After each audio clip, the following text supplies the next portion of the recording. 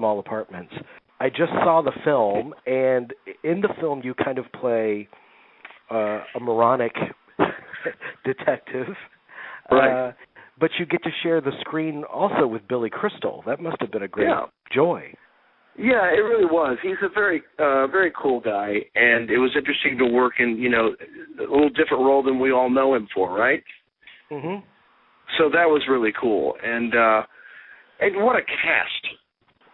Amazing. What an amazing cast. It just goes to show that, good material brings people in. I know that the film is certainly, let's say, offbeat. But, my God, look at the talent that came in because they're drawn to good writing. And, Jonas is an amazing director. I loved working with him. Did you see Spun? I did see Spun. Yeah, that was incredible. It was incredible. I was blown away when I saw that. So when, this little movie came along, it's easy to see how people jumped on board. Well, and it is so different from the norm, and it's providing opportunities for actors to really stretch in ways that perhaps a mainstream movie wouldn't have. I agree. Do you find that when you receive scripts for more independent films, that's generally the tone? They're more risk-taking? Oh, yeah, they're going to be teasing out different themes or a lot of times the same theme in a different way, because really this is just an underdog story, isn't it? Mm-hmm. Mm-hmm. It's the little guy wins.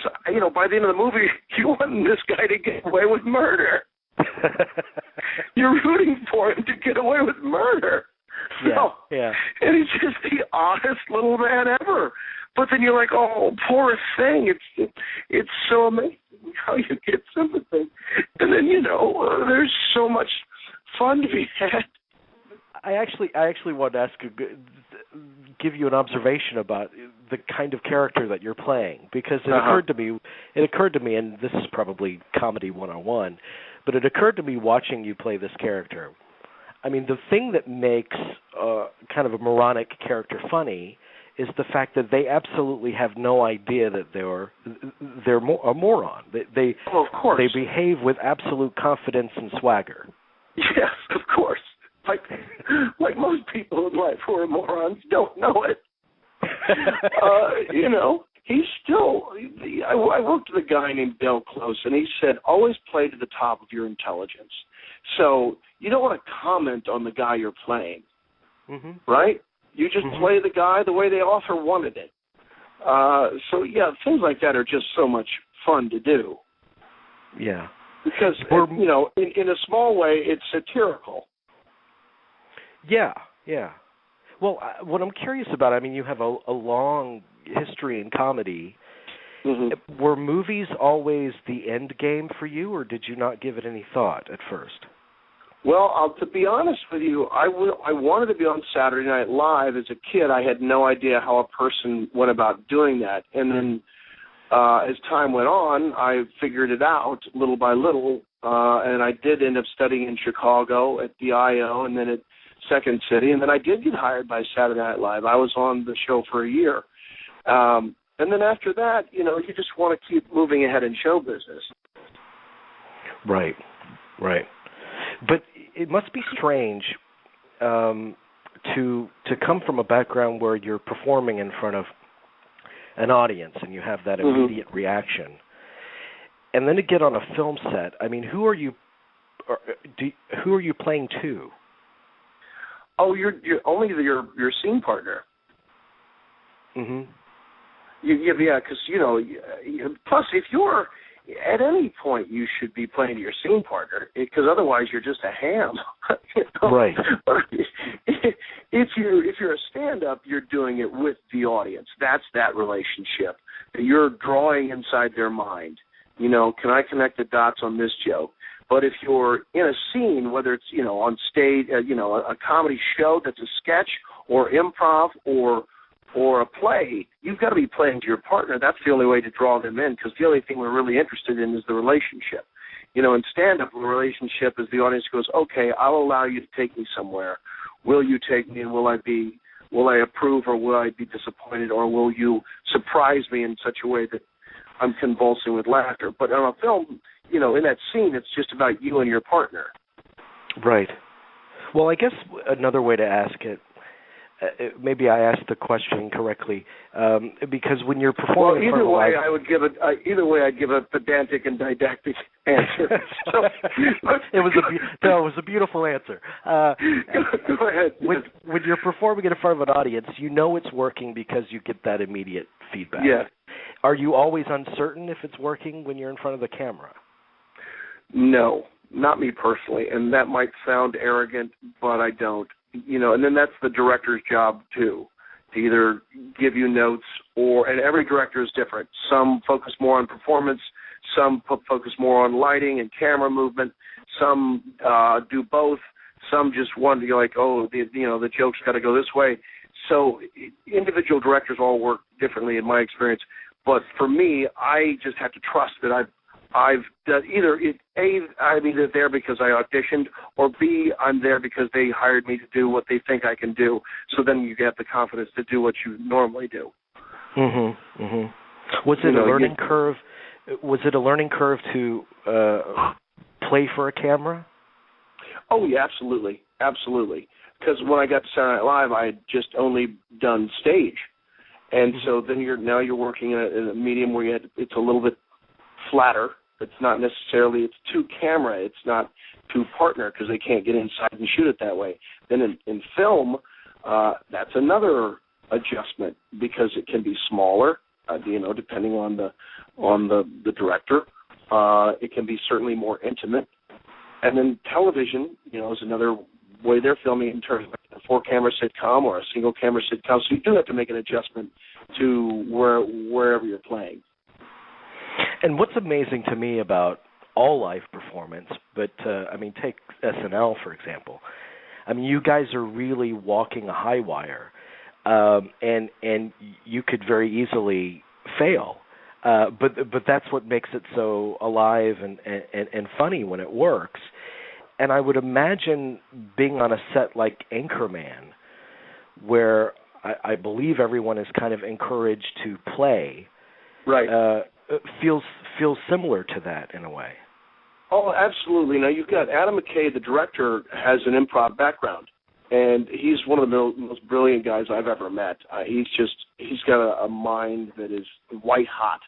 So he's directing, he wrote it, and the script was so funny anyway, but then he's magnanimous enough to say, oh, you know what, my words don't necessarily matter anymore.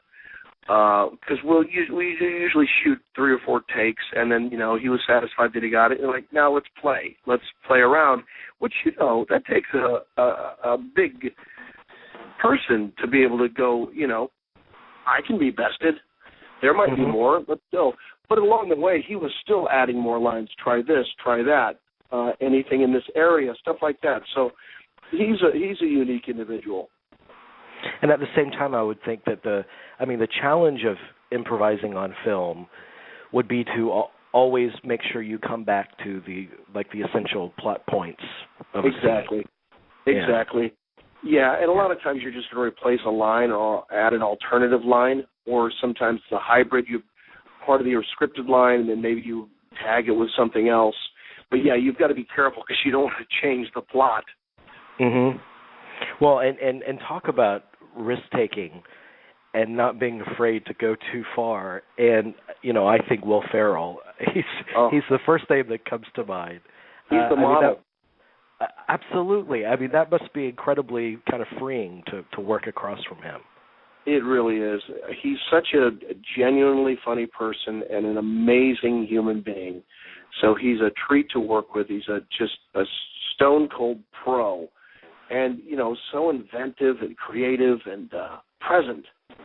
Mm-hmm. But, yeah, I love Will. And my buddies and I have said before, that, where's the ceiling on this guy? What can't he do? He always engages me. I'm a fan and a friend. Yeah. Oh, he's fantastic. And I was just watching Anchorman again for the 100th time the other night. And, that scene with you came up where you're talking about how much you miss his smell. And it just slays me every time I see that that movie and that scene too. It's incredible. It's ridiculous, but at the same time, people have obviously some familiarity with it, right? I mean, it's such a strange thing, but people go, there has to be some honesty to it for people to respond to it that well, right? Absolutely. And what do you think that is? I mean, how do you define that, why people have responded to it so much? Oh, to Anchorman? Yeah. Well, there's another page from my didact, but at the heart of that movie, it's really a satire about the boorish male chauvinist, the white American male, right? That's what I think. And people don't realize that, but I think that's intrinsically the value that is really hitting home for people. It's about the narrow-mindedness that we have in the world anywhere, and people recognize that and say, you're just a buffoon.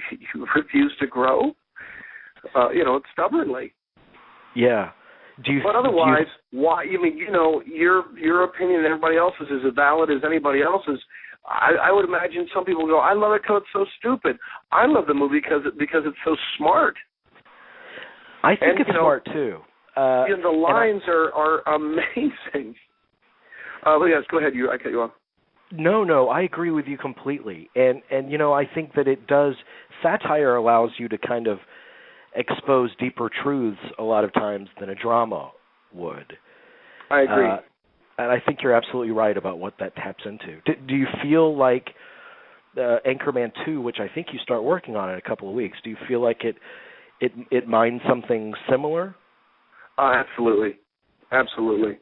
I can't overthink it. I just do my job, but I know it's funny as hell. That's all I can tell you. I cannot wait.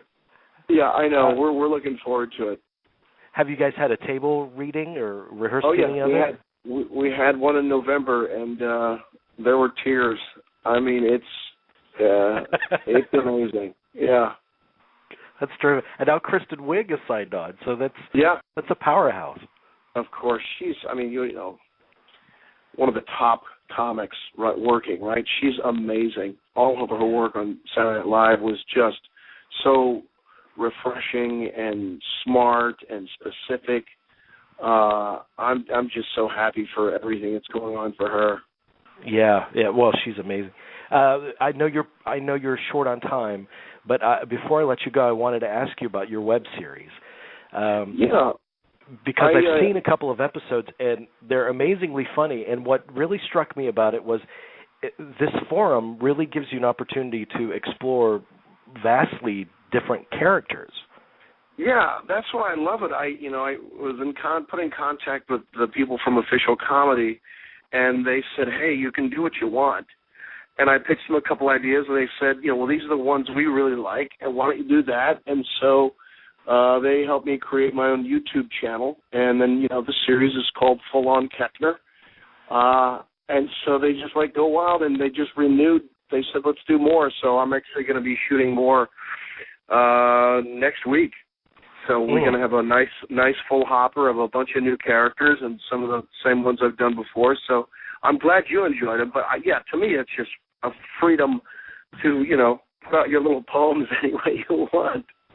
Well, yeah, and I think that this is an exciting – I mean, the Internet is given a lot of people in a lot of industries an exciting forum to explore, but especially so for comedy.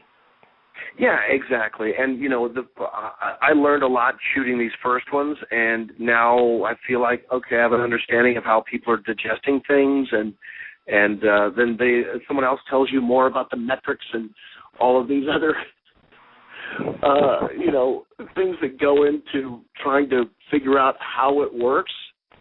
And I love it because it really is a brave new world. No one quite knows how this is going to all pan out. Yeah. But people are responding to it so far, so I'm very happy. But yeah, thanks for bringing that up. Yeah, it's Full On Koechner and YouTube /David Koechner. So yeah, I'm just going to keep adding content. Absolutely. I mean, those web series is fantastic, and Small Apartments is great, and I cannot wait for Anchorman 2, and you're just fantastic. Thank you so much for giving me time. Thank you. Yeah, go check out Small Apartments, folks. Find out where it is playing near you, or it's going to be on video on demand or DVD. It is a fun movie.